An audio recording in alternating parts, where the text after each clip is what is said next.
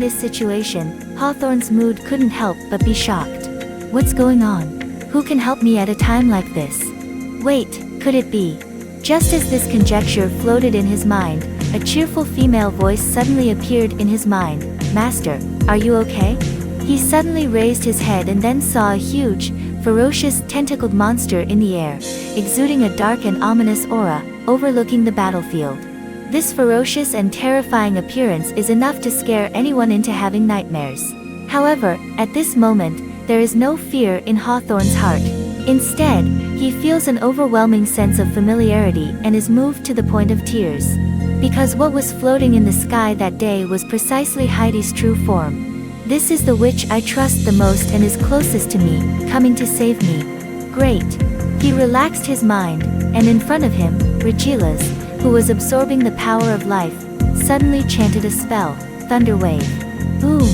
A tremendous explosion of energy erupted, producing a deafening roar that almost shook the entire Nangang district and left Hawthorne's ears ringing. Naturally, this is the incantation of Thunderclap Wave. And with this, countless tentacles summoned by Heidi were blasted apart, and he himself broke free from the bindings. Regilas' clothes were also blasted open by this energy, accompanied by a powerful shockwave. His overcoat on the surface of his body was instantly torn apart, revealing his dark blue skin underneath, as well as a pair of bat-like wings on his back. Foo, foo.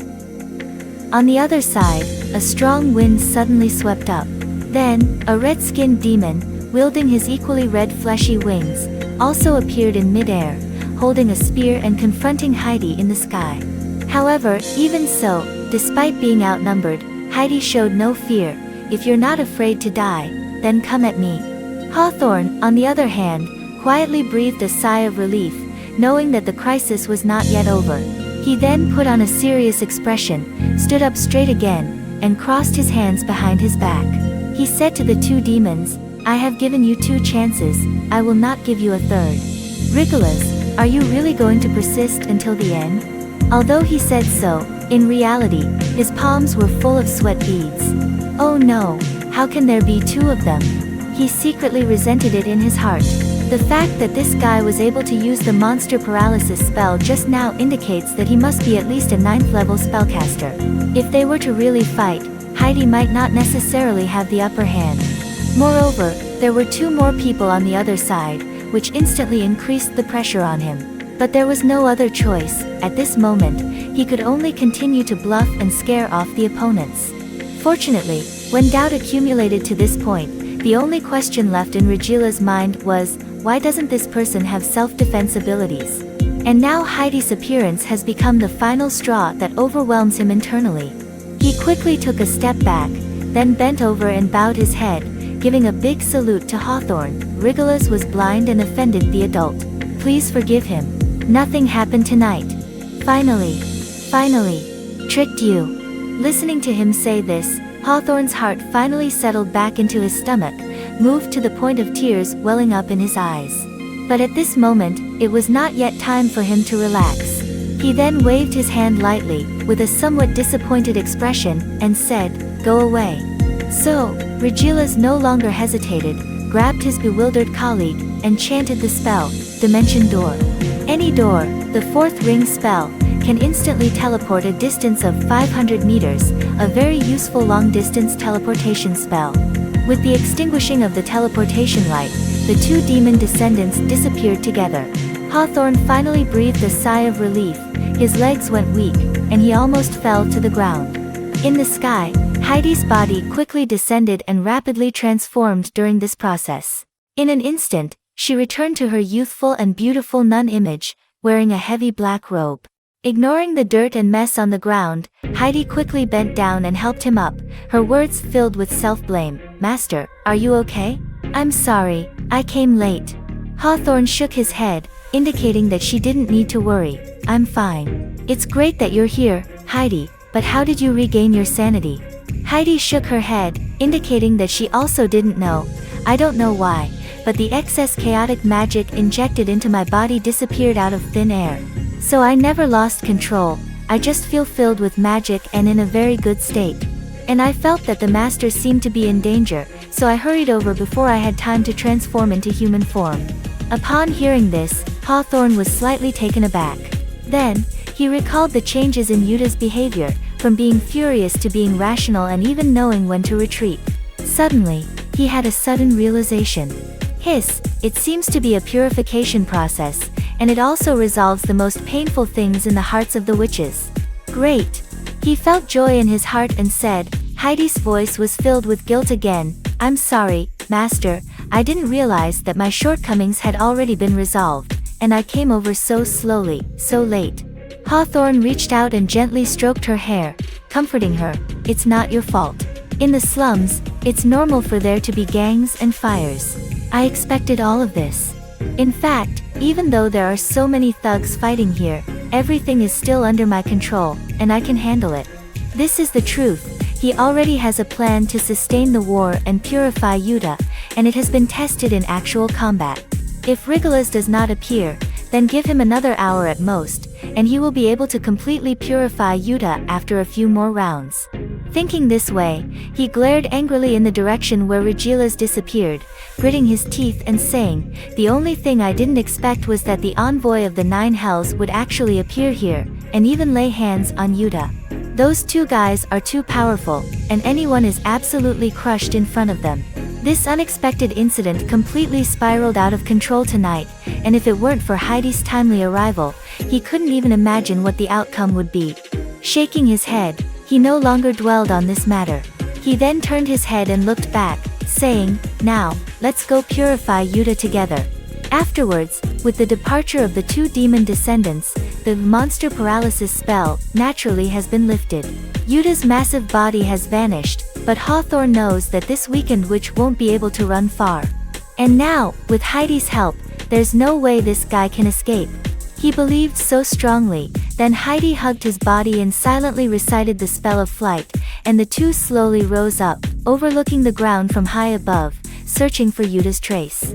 However, they found nothing. Hawthorne's brow furrowed instantly, and after a moment of contemplation, he immediately had a guess. She must have shrunk and hidden in one of the houses.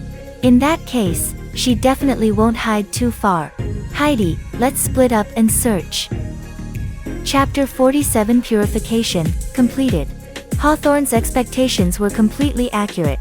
At this moment, Yuta had already shed her massive and terrifying appearance, returning to her original form as a petite nun. At this moment, she is huddled in a corner of an abandoned wooden house in the slums, trembling. The house was filled with rotten wooden tables, chairs, and other garbage, and the floor was covered in dust.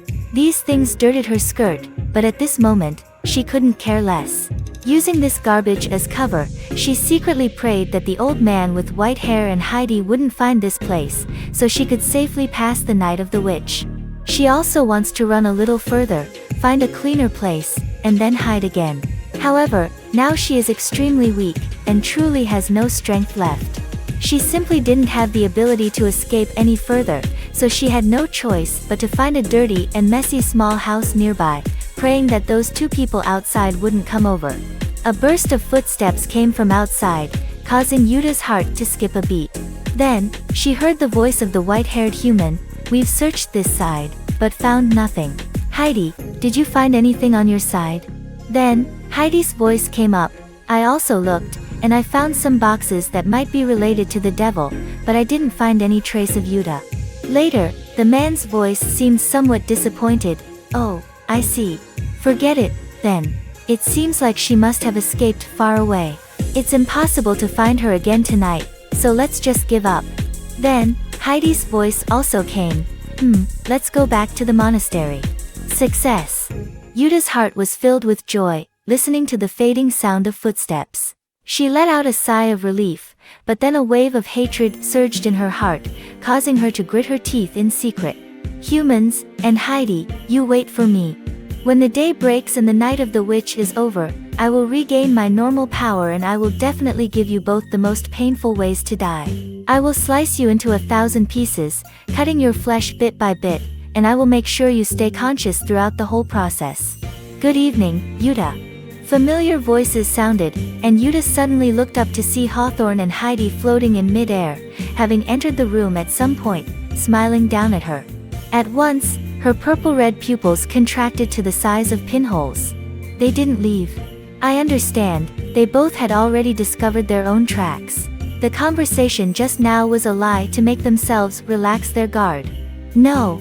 She immediately glared angrily, but her petite body took a step back towards the dirty wall, looking somewhat pitiful. Go away, despicable human. Don't use your dirty hands to touch my body. Heidi slowly landed beside her and, looking at her like this, her expression seemed somewhat compassionate, so she quickly spoke up and advised, "Don't be afraid, Yuta. At the beginning, it may indeed be a little painful, but as long as you endure it, you will discover the wonderful feeling of having your soul completely filled by your master and finding true fulfillment in life."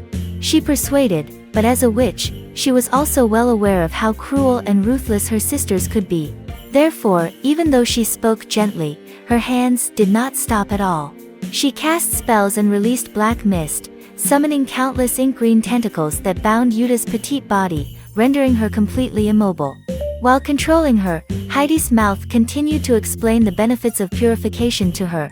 Not only that, but the thing we witches fear the most, which is the witch's night, will no longer be a concern for us from now on. Look at me now, am I not safe and sound? Even better, magic is surging within my body, and I feel myself becoming even stronger than before. This is definitely a good thing for us. She persuades earnestly, hoping that Yuta will voluntarily undergo purification. But unfortunately, this is impossible. Yuta shook her head frantically, with a determined attitude, never wavering. I don't want to become like this, Heidi, my dear sister. Haven't you noticed? Your soul has been completely altered. I just experienced that change clearly. It is such a joyful thing to chop off human heads and experience their emotions of fear, confusion, or regret. But under the control of humans, I actually feel that it is a sin, an unforgivable act that I must spend the rest of my life atoning for. She gritted her teeth and mentioned this matter, instantly filled with hatred. Not only that, my sister, even my freedom to think will be taken away. I just recalled my original plan to cut off the heads of all the loved ones in front of a child, and to cut off the boys of a mother's children, and suddenly felt a strong sense of guilt, even wishing to kill myself. I have even been deprived of the freedom to think. I absolutely cannot accept this outcome. Heidi, aren't you the same, my sister? Saying this, she suddenly looked up, her gaze burning as she stared at Heidi. Remember yourself, the way you used to be, clearly enjoying tormenting humans over and over again. And now, look at yourself, how weak and vulnerable you've become. Do you not miss the joy of playing with people's hearts? Do you not find the taste of devouring souls delightful? Is it not humiliating to be by the side of a lowly mortal?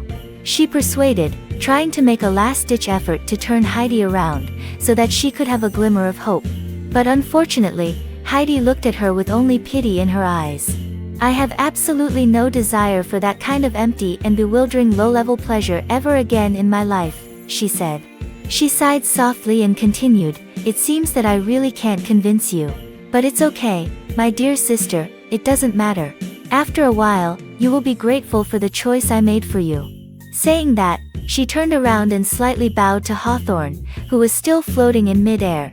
She has completely lost her ability to resist. Master, please grant my sister's true freedom and happiness. Hawthorne nodded and then landed beside Yuta. He reached out and was about to hold her head.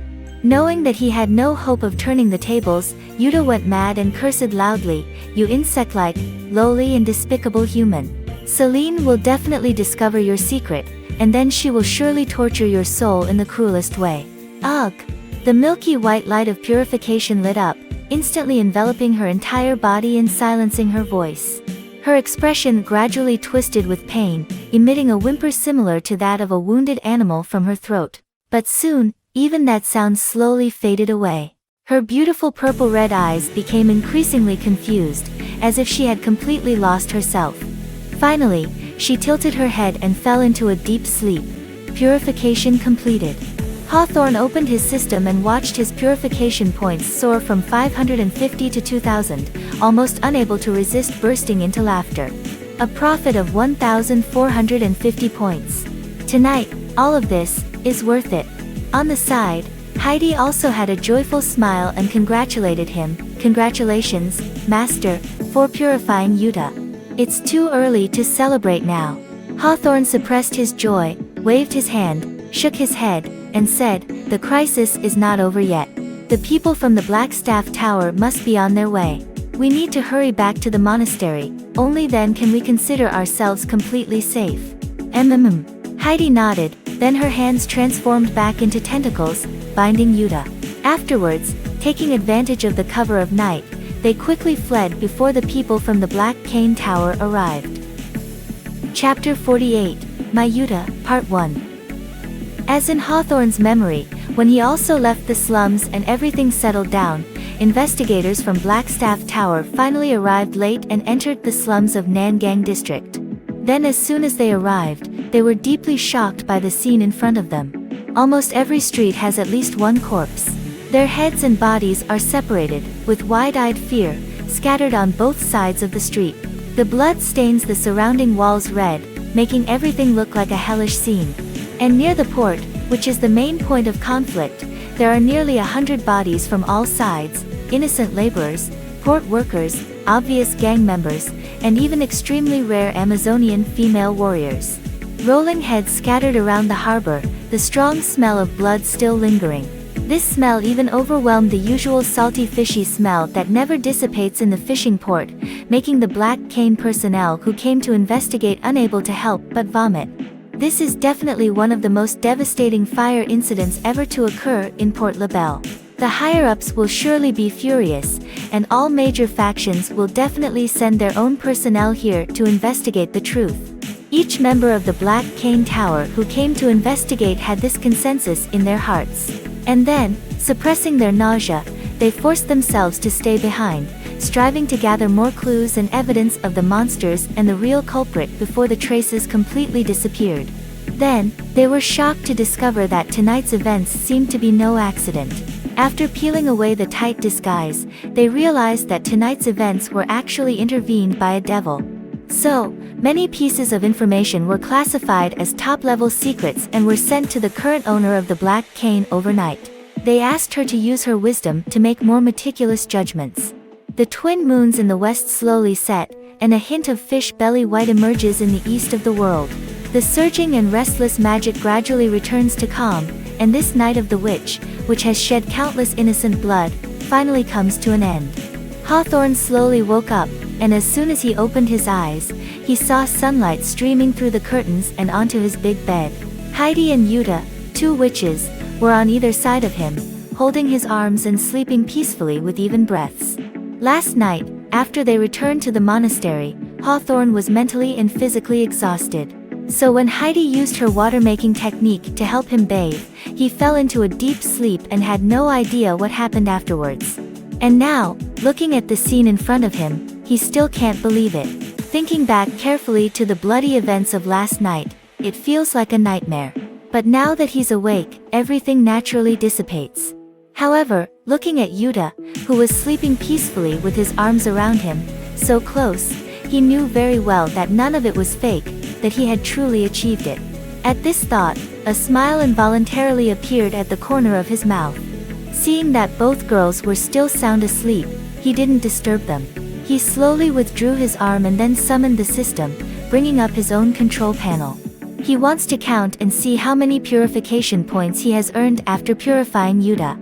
He was not disappointed, as the number 2230 was prominently displayed in the bottom right corner of the system panel. Upon seeing this, his eyebrows immediately raised. No, I remember last night's number was exactly 2000 points. How did it suddenly increase by 230 points? What other channels are there for me to obtain purification points that I don't know about? Thinking this way, he lightly tapped his finger on the words, purification points, and then, all the details about the expenditure of purification points up to now were displayed before his eyes. Purify Yuta, plus 1450 points. Purify Heidi, plus 230 points.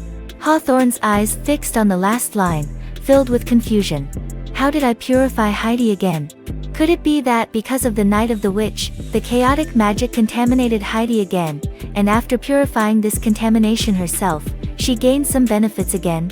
Wow, so you're saying that during the Witch's Night, not only can I and my fellow witches regenerate mana infinitely, but I can even earn a small amount of purification points? Realizing this, a smile instantly spread across his lips, his gaze fixed on the sky outside through the curtains. Moon, oh moon, please run faster. It would be best if this kind of opportunity comes every 6 months. He was overjoyed, and at this moment, Yuta's eyelashes moved slightly, then she slowly opened her eyes, with a hint of confusion in her purple eyes.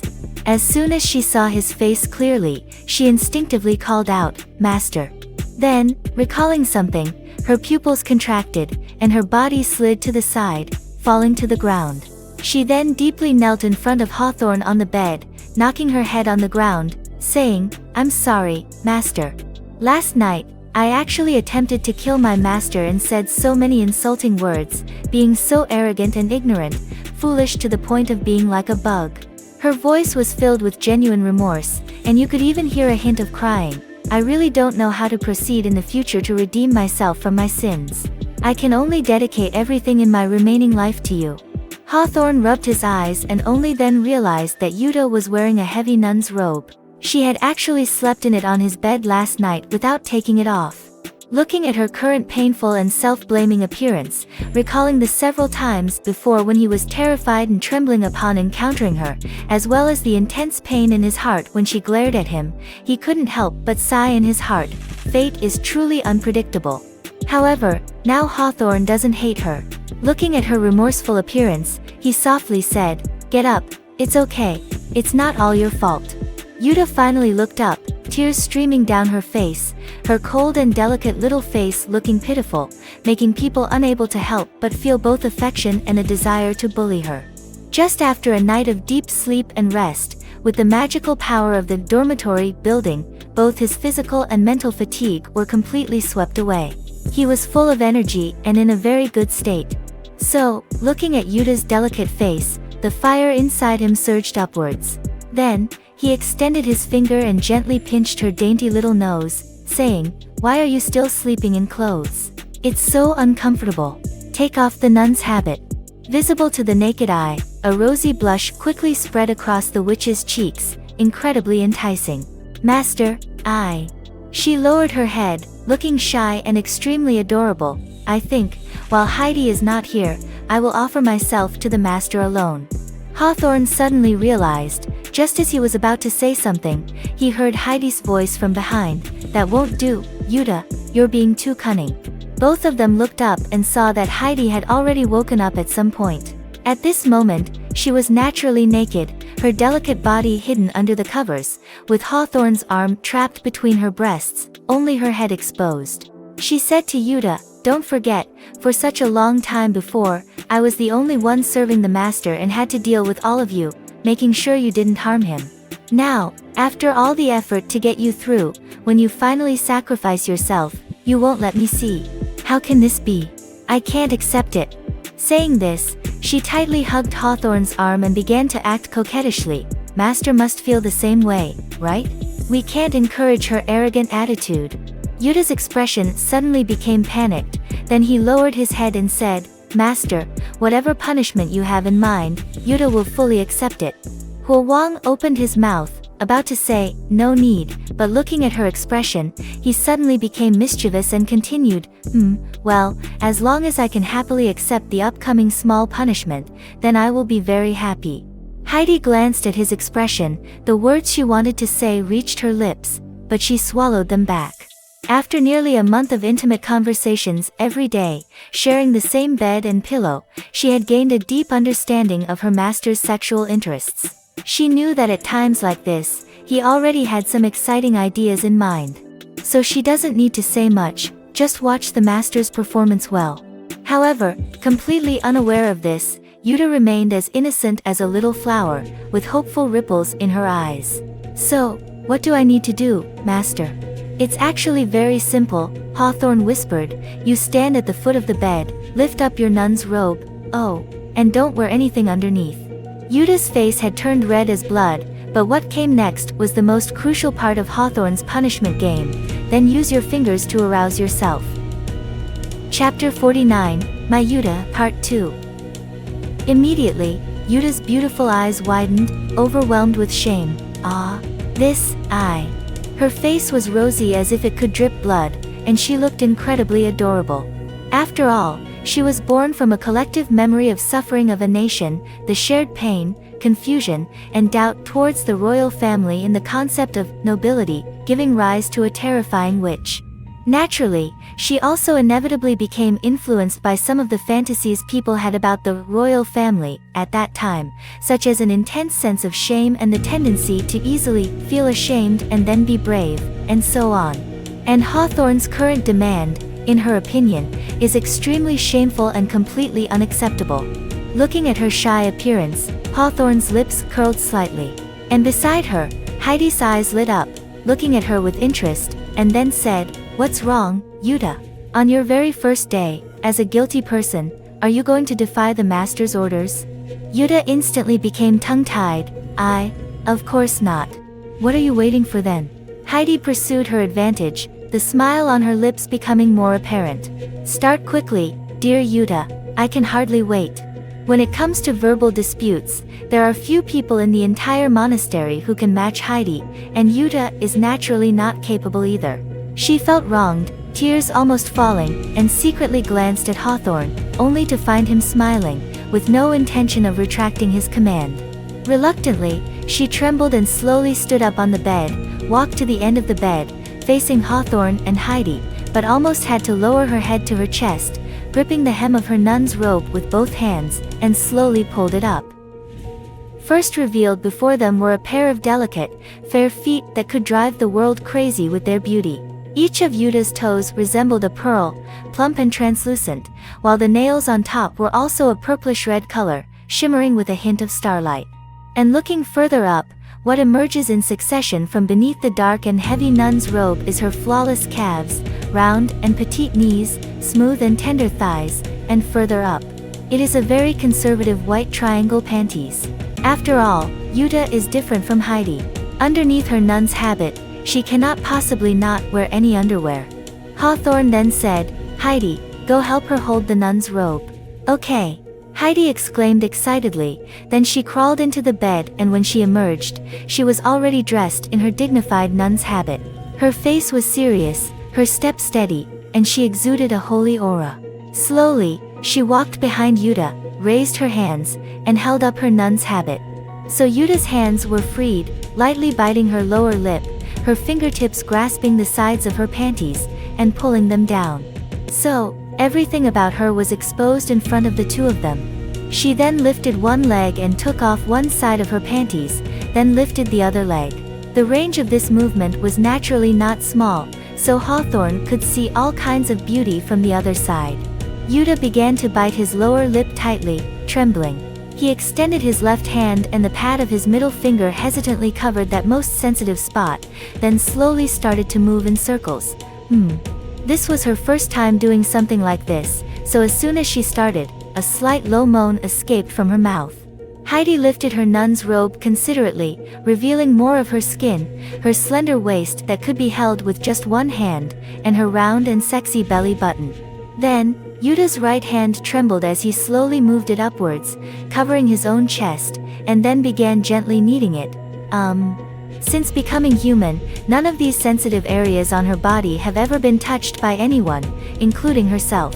Therefore, this first touch, happening in front of Hawthorne, instantly caused a strong psychological stimulation, making her tense up and almost start trembling.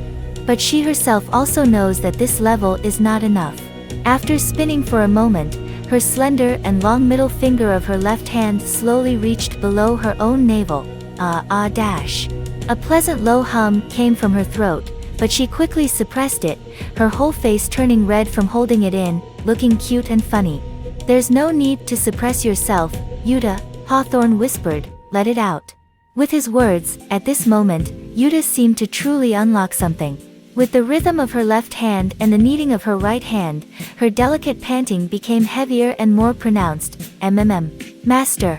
She seemed to have found the right rhythm and feeling, and her movements gradually became skillful. Master, like this, I.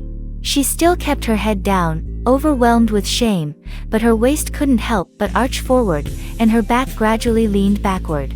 Behind her, Heidi supported her body intimately, preventing her from falling onto the bed. However, immediately after, Yuta's legs went weak, and she unexpectedly knelt directly onto the bed, then leaned back. Master, I can't do it. She turned into a lying position, then slightly raised her head, looking at Hawthorne with extreme grievance. She felt as if there was a fire burning inside her, and every muscle in her body was itching like ants crawling, making her physically and emotionally empty like never before.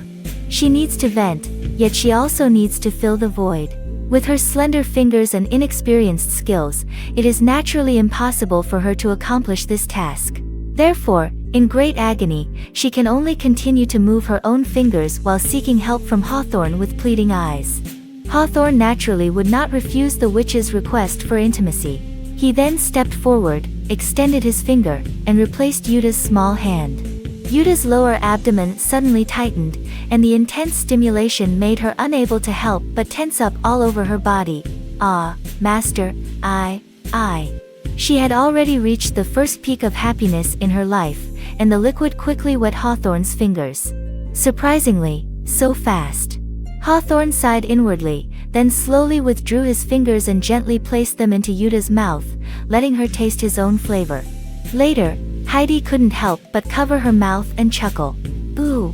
Yuta's tongue unconsciously stirred his fingers, and she felt the flames inside her reignite. The stimulation of her fingertips only provided temporary relief, unable to truly extinguish the flames she had ignited herself. Master, I want.